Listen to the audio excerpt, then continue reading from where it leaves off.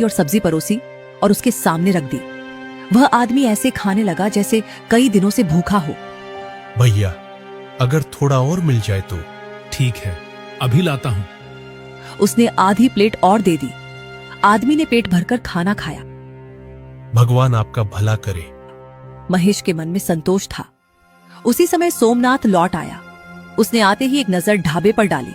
उसे अंदाजा हो गया कि आज खाना कुछ ज्यादा खर्च हुआ होगा।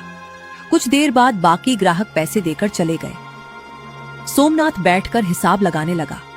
अचानक उसका चेहरा सख्त हो गया। सुनो महेश, यहाँ 2 प्लेट खाने के पैसे कम हैं। ये कैसे हुआ? मालिक, अभी एक भूखा और कमजोर आदमी आया था। वह बहुत विनती कर रहा था। मैंने उसे 1 प्लेट खाना दे दिया। ये सुनते ही सोमनाथ का चेहरा लाल हो गया।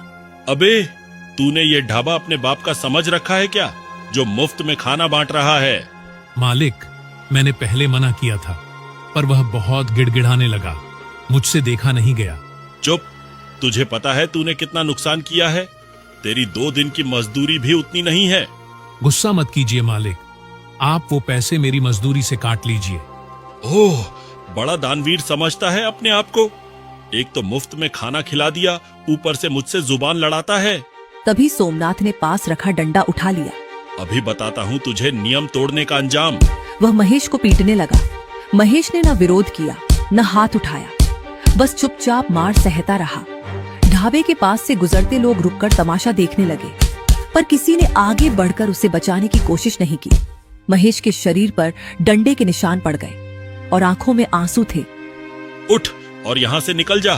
तू मेरे भरोसे के लायक नहीं है। अब तक तूने जो भी काम किया, उसके सारे पैसे उसी खाने में कट गए जो तूने मुफ्त में खिलाया था। समझा? ये सुनते ही महेश की आंखों से आंसू बह निकले। वह धीरे धीरे उठकर बिना कुछ बोले ढाबे से चला आया। शाम ढल चुकी थी। घर के दरवाजे पर सरोज खड़ी उसका इंतजार कर रही थी। जैसे ही उसने महेश को देखा, उसके कदम ठिठक गए। अरे ये क्या हुआ जी? आपकी ये हालत कैसे हुई? सरोज, यह सब ढाबे वाले सोमनाथ ने किया है। मैंने गलती से एक भूखे आदमी को मुफ्त में खाना खिला दिया। क्या? भूखे को खाना खिलाने पर उसने तुम्हें इतना मारा? सुनो जी, अब हम चुप नहीं रहेंगे। बहुत हो गया। कभी मील कभी ढाबा। हम कब तक इन लोगों का अन्याय सहते रहेंगे? चलो सरपंच से शिकायत करते हैं। नहीं सरोज, मुझे नहीं लगता कि सरपंच हमारी बात सुनेंगे। क्यों नहीं सुनेंगे? क्या इस दुनिया में गरीब की कोई जगह नहीं है? कल हम सरपंच के पास जरूर जाएंगे। महेश चुप रहा। उसके मन में अपमान की आग जल रही थी। अगली सुबह गांव के चबूतरे पर सरपंच कुछ लोगों के साथ बैठे थे। महेश और सरोज वहां पहुंचे। सुनिए सरपंच जी, कल सोमनाथ ने एक गरीब आदमी को खाना खिलाने के बदले मेरे पति को बहुत पीटा। आप बताइए, किसी भूखे को खाना खिलाने पर इस तरह मारना ठीक है क्या? सरपंच ने गंभीरता से सुना, फिर बोले, देखो सरोज, सोमनाथ ने पीट कर गलती की है, पर महेश को भी ऐसा नहीं करना चाहिए था। ढाबा उसका है। बिना उसकी इजाजत किसी को मुफ्त में खाना देना सही नहीं। पर सरपंच जी, मैंने क्या गलत किया? एक आदमी भूखा था, अगर उसे खाना दे दिया तो ढाबे में क्या कमी आ गई? तुम्हारी भावना गलत नहीं है महेश, लेकिन नियम भी तो होते हैं। ढाबा सोमनाथ का है, तुम्हारा नहीं। ये क्या सरपंच जी, आप भी उसी की बात को सही मान रहे हैं? क्या हम जैसे लोगों का इस दुनिया में कोई अस्तित्व नहीं? अगर आपने कुछ नहीं किया तो हम इसका फैसला कहीं और से करवाएंगे, ये आप जान लीजिए।